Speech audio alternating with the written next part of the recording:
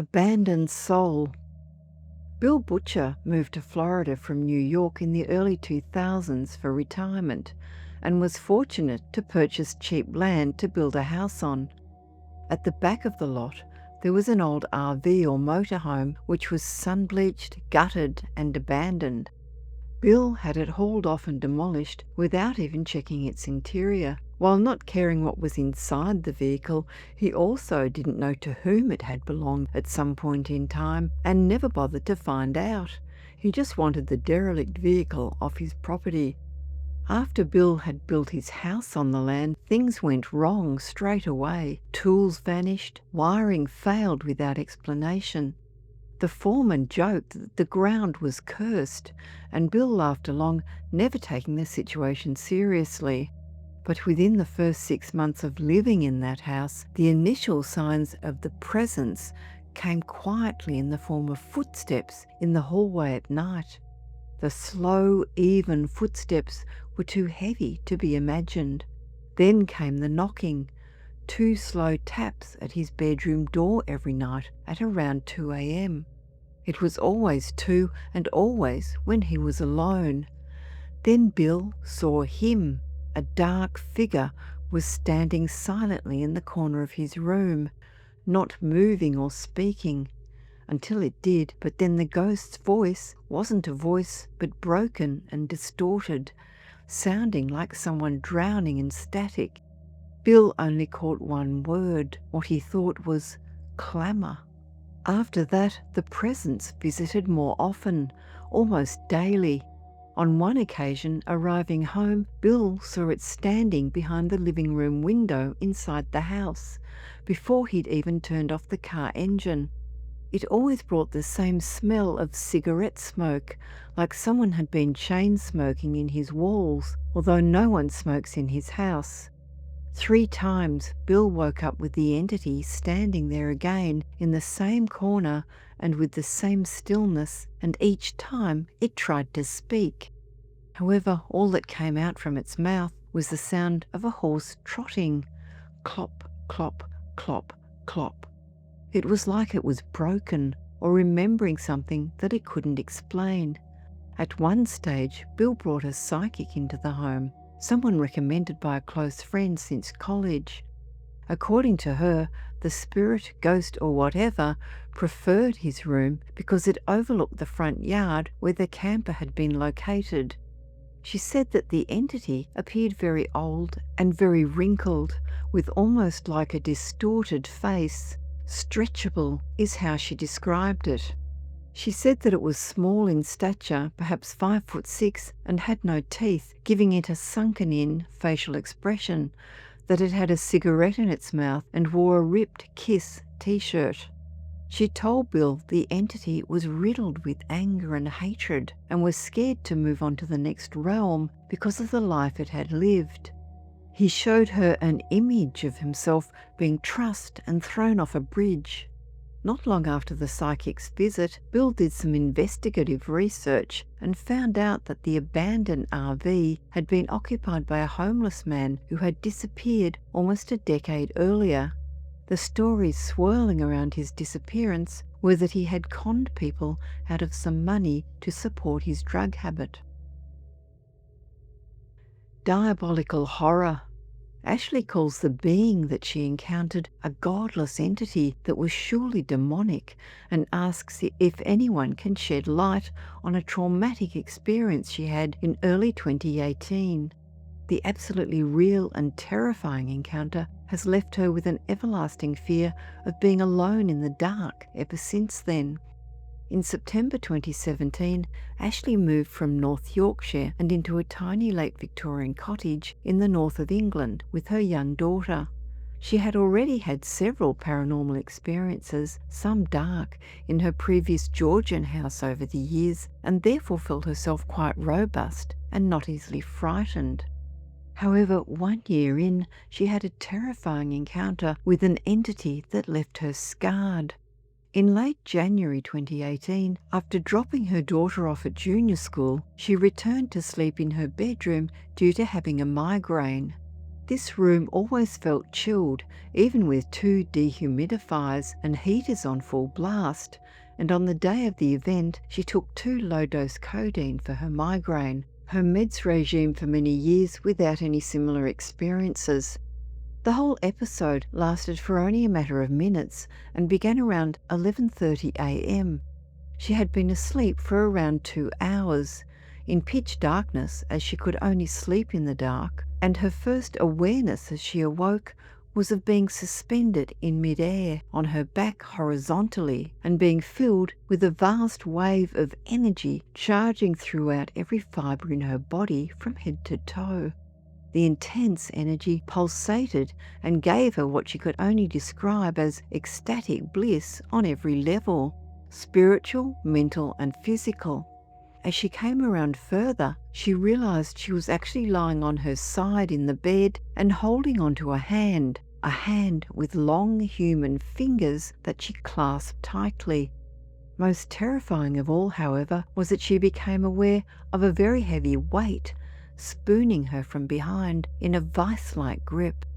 A male voice called out with immense love and longing, "Anna, Anna, Anna," moaning into the back of her head and into one of her ears. As Ashley became increasingly conscious, she was further horrified to feel that the long human fingers she had been holding onto tightly had now morphed into long skeletal finger bones. She distinctly still feels in her memory their hardness and thinness as she clasped them, and then felt further down towards the finger bone ends. The terrifying realization that she was not dreaming but actually awake, with something heavy on her and moaning a woman's name, was accompanied by her body continuing to vibrate with that intense energy. Leaping out of bed as she screamed, she switched on her bedside lamp, but the room was empty. However, now she was completely overwhelmed by a sense of palpable evil that pervaded her bedroom. What she sensed as the complete absence of God, goodness and humanity in her room was like a black hole emitting darkness and sucking in light. She felt she had experienced something inhuman and diabolical as, with her body still vibrating for some time, she took her Bible and said the Lord's Prayer throughout the house while opening all the curtains and switching on the lights. Her first question about the terrifying experience was, who was Anna? After 4 days of feeling shaken and confused, Ashley had been out with her sister walking her small dog. On returning to her cottage, her sister picked up her mail from the floor with a very loud, "What the hell?" A letter had arrived addressed to a Miss Anna Scott, not the actual name. Now knowing that an Anna had resided in her cottage, Ashley was able to discover that she had lived in the cottage with 2 men. She returned the debt collector's letter stating that Anna had moved. She ritualistically burnt white sage throughout the cottage, shouting that Anna no longer lived there.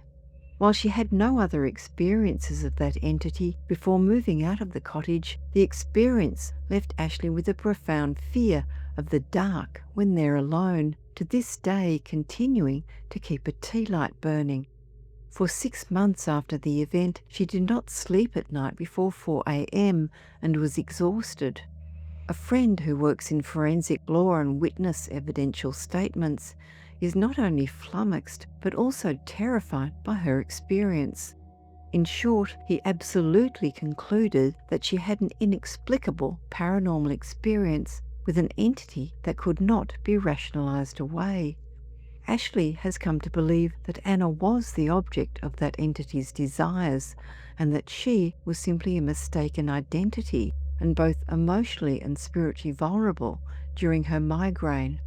She thinks Anna may have opened or conjured up this entity with whom she may have had a connection in life or until their death. Ashley has to pass the cottage on her way to work and in day-to-day life, but never parks outside or looks in the windows. She would like to ask the current occupiers if they have experienced anything, but dares not make any new connections to the old, just in case. She has also never attempted to contact Anna, nor wishes to, as the fear of the entity finding her is real. Past life haunting. Eloise Atterbury, writing from Nottinghamshire, UK, is aware of what she describes as something peculiar about her father's side of the family. Ever since she was young, she has heard stories about what her father had witnessed since he was a boy. Events that could only be described as paranormal were experienced by him, his mother, and even her younger sister, who can see the deceased. Eloise believes it to be a gift or some kind of ability that is passed down in her family. Many years ago, one night when her father was around 14 or 15, he lay in his bedroom, tucked up in bed and with his light switched off. For some reason that night, he had his bedroom door wide open, which meant that he could see the hallway from where he was lying. At some point, he happened to look up, and in the hallway he saw an approaching figure coming towards him, holding something.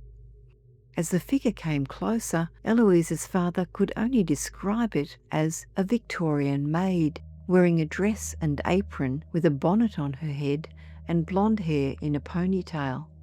This maid also appeared to be holding a tray as they came closer to her father. In time, the boy became surprised and switched on his bedroom light. Suddenly, the maid was gone and out of sight. As he switched his light off again, he could hear something rattling under his bed. However, what really disturbed Eloise about this story was that when her father first told her of the experience, he looked her in the eye and said, she, i.e. the maid, looked a bit like you, actually. Eloise had to admit that this gave her the creeps. Fast forward to many years later, when she and her sister were around.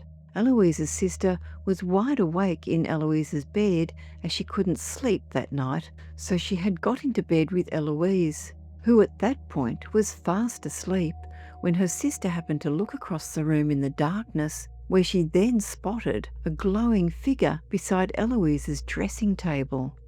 Her sister described it as a Victorian maid, wearing a dress, apron and with a bonnet over her hair.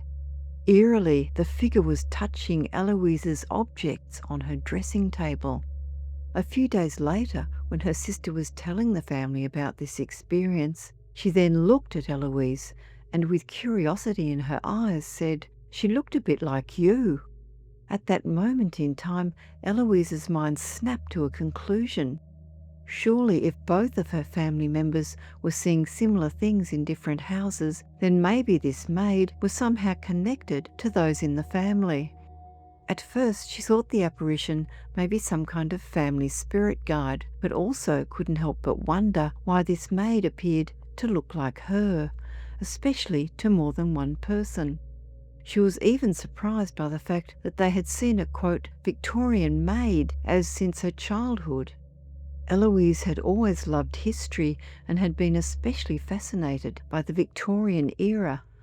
Later on, when seeing a psychic medium for a reading and still being curious, Eloise told her about the experience of this ghostly Victorian maid.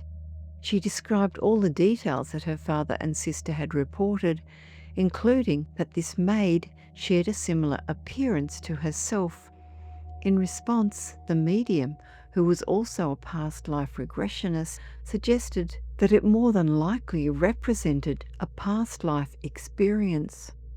In other words, that the Victorian maid was her from a previous incarnation, and perhaps a manifestation of what some call the higher self. Eloise has also heard from many working with reincarnation case studies that people are more likely to have had past lives in the time periods they are attracted to. She asks, as the astonishing conclusion to these accounts, could it be that the concepts of ghosts and reincarnation are combined together?